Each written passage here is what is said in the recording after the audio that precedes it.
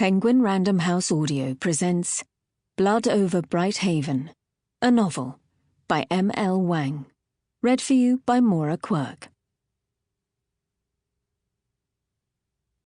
To the DNF crew, for helping me through the deep night. 1. A Field of Flowers. Tommel had taken the long way back from scouting. Against his better judgment, he let down his wolfskin hood and welcomed the wind's needles as he pressed through the howling dark. Tommel's gods were in this cold, as they were in the snow and the crocus stem promise of colour fast asleep beneath the freeze. If this was the last time they ever wrapped their arms around him, he wanted to feel it. What was left of Tommel's tribe waited in a huddle at the edge of Lake Tiran. Massed in the dark, the Kaldonai were alarmingly small against the expanse of ice. Of the several scouts who had peeled from the group to look out for dire wolves, snow lions, and rival tribes, Tommel was the last to rejoin the clan, his return bringing their number to 40. 40 people left of a nation that had once numbered in the tens of thousands. "No pursuers," Bayan said as Tommel passed him. It wasn't a question. The lead hunter inferred everything he needed from Tommel's body language. With life ever dwindling across the plains of the Quen, scouting for danger had come to feel more like a formality than a necessary precaution. It had been 6 months since the Kaldonai had encountered another clan, and years since Tommel had seen a dire wolf. The most prolific killer on these plains didn't stalk on earthly feet, and the best scout in the Quen could never sense it coming. "Join your family." Bayan nodded to where Maeva and Aris leaned into each other in the dark. "And put your hood up, fool." "Yes, uncle." Tommel smiled and drew his hood over his numb ears, trying not to think that this might be the last time Bayan ever snapped at him. Maeva was quiet as Tommel slipped into a crouch at her side. Tommel had been taller than his older sister for half a decade now, but to him, she would always be a shelter, a hearthlight when all other love had gone from the world. She met his eyes, then turned to the glow beyond the lake, inviting him to follow her gaze and share her hope. Everything about the country on the far shore was alien.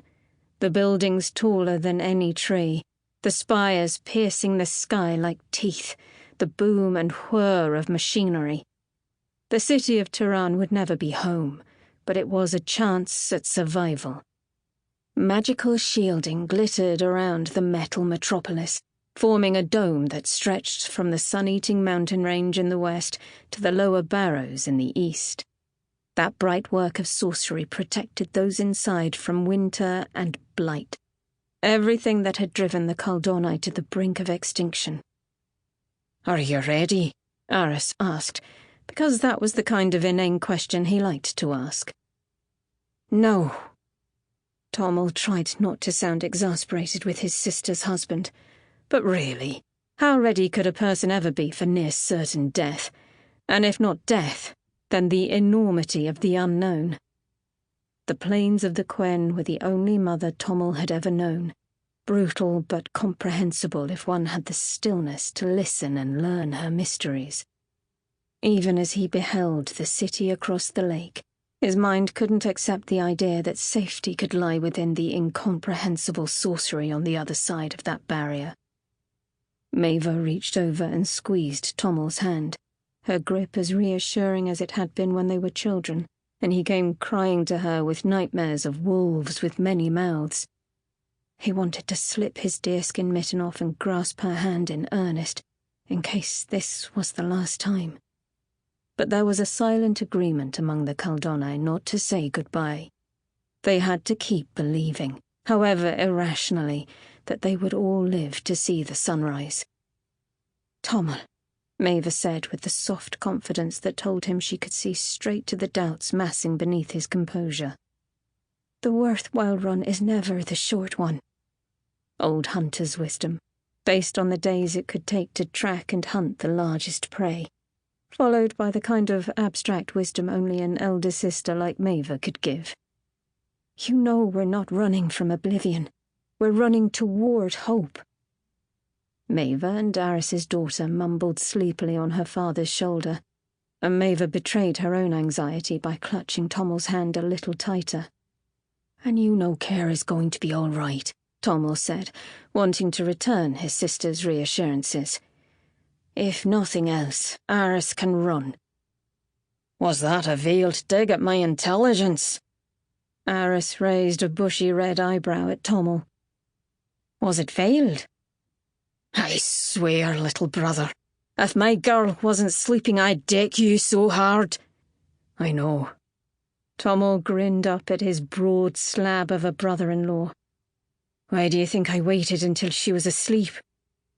It was a stupid exchange, but it got Maeva to laugh, and that was all that mattered, that their last moments as a family here on this shoreline be warm ones. It's nearly time. Elder Surtha's voice creaked like an oak above the murmurs between family members. Get the blood moving in your legs. Leave your tools and weapons, Bayan added. They're just dead weight. As instructed, Tommel unslung his bow and quiver and set them in the snow. The simple act of lifting hands off weapons was harder than he had expected. For 1,000 years the Kaldonai had defined themselves by their hunting prowess. Leaving their bows and spears behind felt like the final concession that they were no longer the apex predators their ancestors had been. Up! Bayan walked along the shoreline, pulling the sickly and sleepy to their feet. It's not getting any colder tonight. If the ice at the warm end is ever going to hold, it will be now. Already the sliver of returning sunlight had conspired with the warmth from the barrier to weaken the lake ice between the plains and the city of Tehran. Eventually, the heat of summer would melt the impassable snowdrifts at the feet of the mountains, opening marginally safer land avenues into Tehran, but even the most optimistic among the Kaldonai knew the tribe wouldn't last until then. Blight had taken too many of the animals they hunted, and the summer crops they would have stored to hold them through the deep night. Crossing the lake now was their only chance. 4-year-old Care awoke as Aris adjusted her weight in his arms. Papa, she said sleepily, is Uncle Tommel back? Yes, sweetling, he's right here, Aris said, and when Care still looked worried, he put his nose into her mess of auburn hair to whisper something that made her giggle. Now hush, my heart. Everything will be all right. The children, Care's age and younger, couldn't run through the shin-deep snow and would have to be carried. Thankfully, Aris had retained his mammoth strength through the lean months of the deep night. He could make the 2-mile run under the extra weight if fate allowed it, but that, too, was a slim hope. The greatest danger out on that lake would not be cold, exhaustion, or thin ice. It would be blight, magnified tenfold. While you can still breathe, keep moving, Bayan said. Stop for nothing. Turn back for no one, not even your own blood. The words turned white and hung in the air like a mourning shroud. We are one blood now, one name with one purpose. Cross. Everyone ready, Elder Surtha said as the last of the Kaldonai took up position along the rocks. Numbers were supposed to help.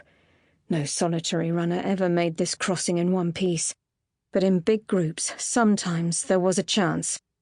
Prey mentality. Move! As one, the Kaldonai surged onto the lake.